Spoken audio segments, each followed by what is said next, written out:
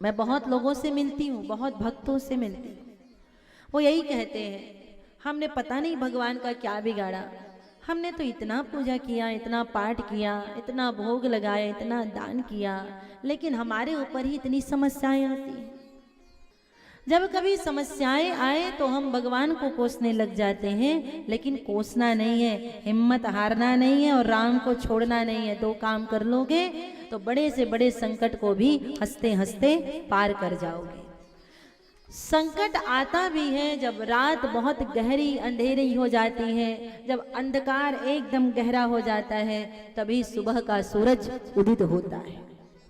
जब पतझड़ आता है तभी बसंत आता है, पतझड़ के आने के बाद ही वसंत ऋतु आता है। अर्थात समस्याएं आती भी हैं तो उसके पीछे एक सुख का किरण लेकर के आती हैं। विचलित मत होना, परेशान मत होना। और मैंने कहा है, एक दिन कह रही थी यहाँ पर कि जब समस्याएं आए तो चिंता मत करना, चिंतन करना। जब समस्याएं बढ़ जाएं, मन ठीक ना हो, तन ठीक ना हो, धन ठीक ना हो, तो फिर चिंता मत करना, चिंतन करना। ये ठीक कैसे होगा, हमें इसे ठीक करना है। इस विषय पर जितना ज्यादा आप चिंतन करेंगे, आपकी बुद्धि पढ़ाई में नहीं लगती है, चिंतन करिए हम कैसे आगे बढ़े। जहां चाह वहां राह, आप जो सोचेंगे वो पा जाएंगे। मनुष्य के मन की जो शक्ति है वो असीमित है, असीमित मन की शक्ति है। सारे संत महंत कहते हैं कि हमारा जो मन है, मन बड़ा शक्तिशाली है, कहते हैं, सभी कहते हैं मन बड़ा शक्तिशाली है। अर्थात मन के पास असीमित शक्तियां हैं, बस आप प्रयोग नहीं कर पा रहे हैं। थोड़ा चिंतन करिए, अपनी समस्याओं से निजात पाने का, आप अपनी समस्याओं से मुक्त हो जाएंगे।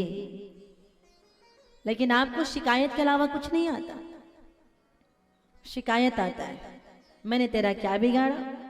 पांडव यदि शिकायत करते तो उनके पास जगह था कि हमारे कदम से कदम मिला करके कृष्ण चलते हैं, और फिर भी हमारे ऊपर इतनी समस्याएं आती हैं कि हमें वनवास हो गया, हमें अज्ञातवास हो गया, हमारी पत्नी का चीरहरण हो गया, लेकिन फिर भी पांडवों ने एक लाइन में कभी कृष्ण को नहीं कहा कि स्वयं जगदीश हमारे बगल में चलता है, फिर भी समस्याएं आती हैं। यदि तुलसीदास शिकायत करते तो उनके पास वो अवसर था, वो शिकायत कर सकते थे। उस समय दुनिया वालों ने केवल तुलसी को गालियां दी हैं कि ये हिंदी में रामचरितमानस को लिख रहा है, केवल गालियां मिली। लेकिन एक चौपाई में तुलसी ने शिकायत नहीं किया, मीरा ने एक बार शिकायत नहीं किया। दिन रात तो गोविंद तेरा नाम गाती हूँ, फिर भी दुनिया वाले मुझे गालियां देते हैं। ध्यान रखना, भक्तों के जीवन में ही संकट भी आते हैं, आम लोगों के जीवन में समस्याएं आती भी नहीं है। जिसे भगवान को और निखारना होता है और चमकाना होता है, उसी के जीवन में समस्याएं आती हैं। पीतल की कभी अग्नि परीक्षा नहीं होती, अग्नि परीक्षा हमेशा सोने को ही देना पड़ता है।